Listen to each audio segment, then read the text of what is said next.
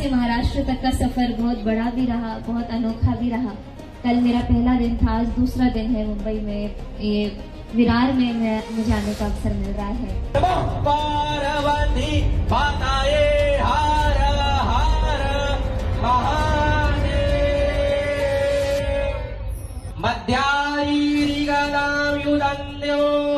बिहार से महाराष्ट्र तक का सफर बहुत बड़ा भी रहा, बहुत अनोखा भी रहा। कल मेरा पहला दिन था, आज दूसरा दिन है मुंबई में। ये विरार में मुझे आने का अवसर मिल रहा है आप सभी लोगों के बीच में। और खास उद्देश्य यही है कि हम लोग हमारे भारत के, पूरे विश्व के प्रसिद्ध हमारे माननीय प्रधानमंत्री जी के विकसित भारत के सपने को पूरा करने के लिए, उनके हाथों को मजबूत देने के लिए देश भर में जहाँ पे भी हम सभी की पार्टी का प्रचार प्रसार का काम हो वो हम करेंगे। और उसी क्रम में मैं आप सभी के बीच यहाँ पे आई हूँ हमारे भाई धीरेन्द्र साहब जी के समर्थन में, और उनके साथ साथ अन्य काफी जो हमारी उम्मीदवार हैं यहाँ पे उपस्थित नहीं है वो, लेकिन उन सभी को साथ देने के लिए। और खासकर भाई साहब को, क्योंकि मैं जब आई हूँ तब से मैं इनको देख रही हूँ और बहुत कर्मठ नेता के रूप में ये मुझे प्रतीत हुए। और आप सभी का ख्याल रखने के लिए भी कोई ऐसा चाहिए जो आपकी बातों को तुरंत सुने और आपके क्षेत्र में विकास कार्य में बिल्कुल भी देरी ना हो, कोई त्रुटि ना हो। पिछले बहुत टाइम से मैं देख रही हूँ कि विरार की जो स्थिति है विकास से कई दूर है। मैं छोटी सी तब भी आई थी, हमारे समाज का यहाँ पे कार्यक्रम होता रहता है। इधर कितने लोग हैं इधर बिहार उत्तर प्रदेश के? अरे अब तो मुझे बोलने की भी जरूरत नहीं है। छोटी थी तो यहाँ पे सरस्वती पूजा भी होता था जिसमें मैं आती थी। तो फिर से 23 तारीख को है और इसीलिए अभी बहुत ये ऐसा क्रूशियल समय है, बहुत महत्वपूर्ण समय है कि आप सभी अपना नेता ऐसा चुने, ऐसी पार्टी को चुने जो पार्टी काम करने की गारंटी लेती हो। और मैं नरेंद्र मोदी जी के एक ध्वजवाहक के रूप में उनको मैं देखती हूँ और उनके हाथों को मजबूत करने के लिए पार्टी का एक एक सदस्य उन्हीं के विचारधाराओं पर राष्ट्र की सेवा को सबसे ऊपर रखते हुए, अपने क्षेत्र के विकास को सबसे ऊपर रखते हुए हम लोग काम करने की मंशा रखते हैं। इसलिए आप सभी लोगों से यही मेरा निवेदन है कि 15 तारीख कितनी दूर है? आ गया, बस 2 दिन, आज कितना तारीख है?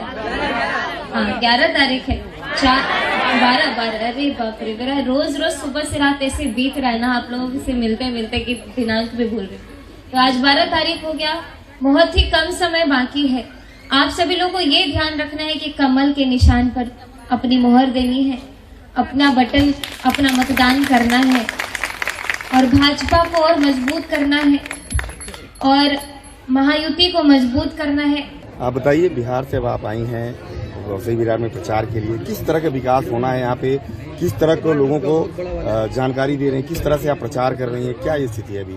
कई सालों से जो विरार की जो स्थिति है वो बहुत ही मतलब विकास से तो कोसों दूर है, जैसा हम देख रहे हैं। मैं बहुत छोटी थी तो इधर सरस्वती पूजा में भी काफ़ी बार मैं आई हुई हूँ और अभी इतने सालों बाद भी कुछ खास डेवलपमेंट मुझे कुछ नहीं दिख रहा है।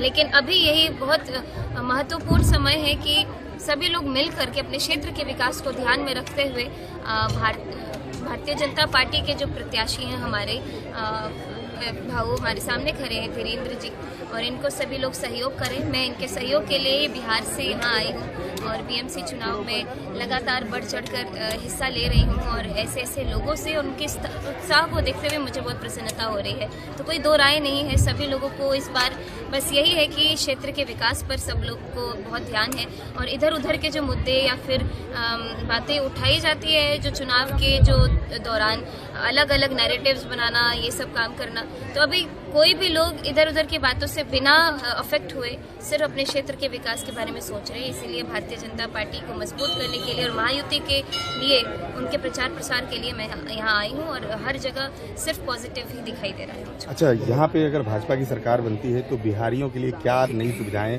सरकार दे सकती है? इस जगह पर खास करके 2 दिन पहले हमारे माननीय मुख्यमंत्री जी ने एयरपोर्ट बनाने का अनाउंसमेंट किया है, तो लगातार ऐसे ऐसे क्षेत्र जहाँ पर हमारे बिहार के बहुत सारे लोग हैं उसको प्रायोरिटी में लेकर के यहाँ की सरकार काम करेगी। और अगले 5 साल तो बहुत ही महत्वपूर्ण है, क्योंकि एक ऐसे तरीके से सरकार का विस्तार होगा जहाँ पे हमारे लोकल लेवल पे भी हमारी भारतीय जनता पार्टी होगी और बीच में भी होगी, तो हम लोग बहुत ही फटाफट किसी भी कार्य को अंजाम दे सकते हैं। खबरों की रणभूमि में यहाँ शोर नहीं, सोच